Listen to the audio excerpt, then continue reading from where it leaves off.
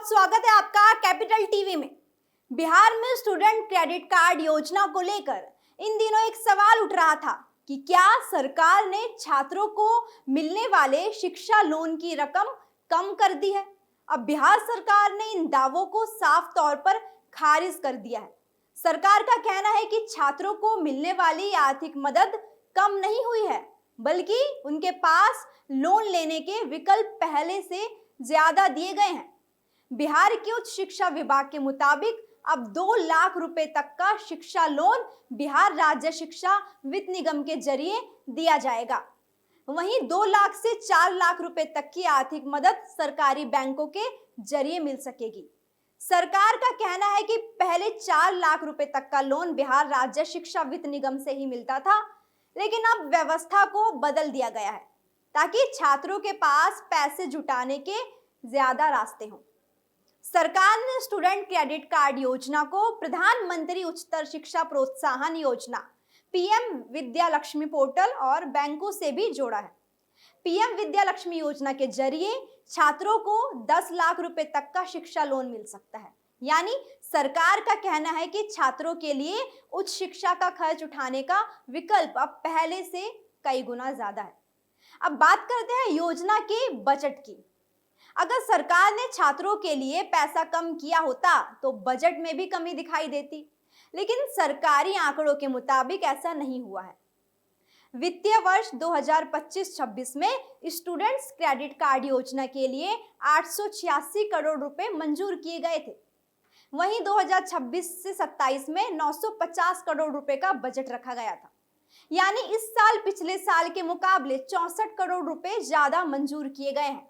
इस पूरे मामले में एक बात और समझना जरूरी है। स्टूडेंट क्रेडिट कार्ड का मकसद सिर्फ छात्रों को लोन देना नहीं है। इसका मकसद ये भी है कि पैसों की कमी की वजह से कोई छात्र अपनी आगे की पढ़ाई ना छोड़े।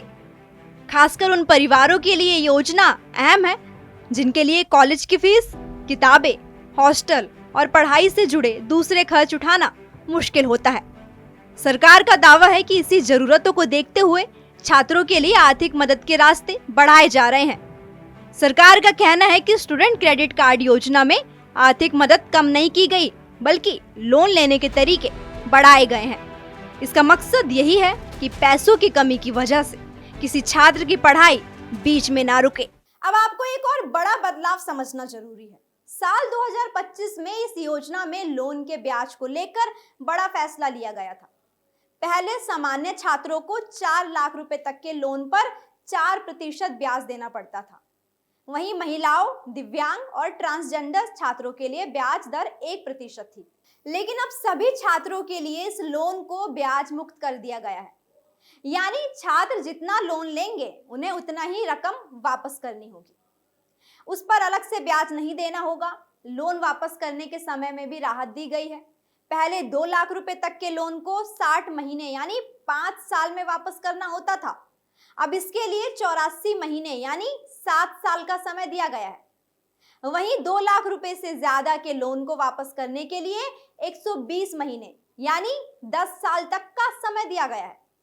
अब बड़ा सवाल सिर्फ ये नहीं है कि योजना में कितने पैसे मिलेंगे, बल्कि ये भी है कि छात्रों को ये पैसा कितनी आसानी से मिलेगा।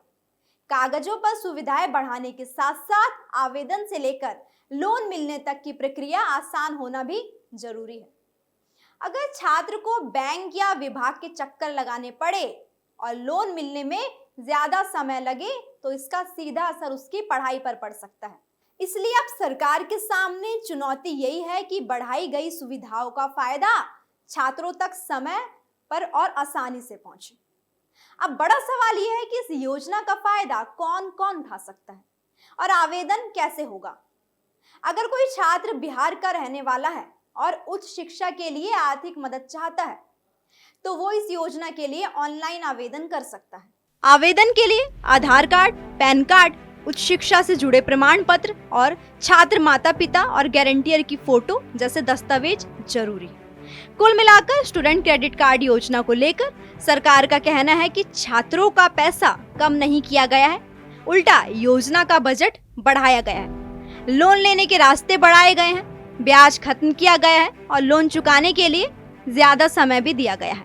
अब असली सवाल यही है कि सरकार की ये व्यवस्था जमीन पर छात्रों के लिए कितनी आसान साबित होती है, क्योंकि योजना का फायदा तभी माना जाएगा जब बिहार के छात्रों को पढ़ाई के लिए लोन आसानी से मिले और सिर्फ पैसों की कमी की वजह से किसी छात्र की पढ़ाई ना रुके। तो स्टूडेंट क्रेडिट कार्ड को लेकर सरकार ने साफ कर दिया कि छात्रों की मदद में कोई कमी नहीं रह जाएगी। अब देखना होगा कि इन बढ़ी हुई सुविधाओं का फायदा छात्रों तक कितनी आसानी से पहुंचता है। चलिए फिलहाल इस खबर में इतना ही। ऐसे ही तमाम अपडेट्स के लिए आप देखते रहिए कैपिटल टीवी बिहार।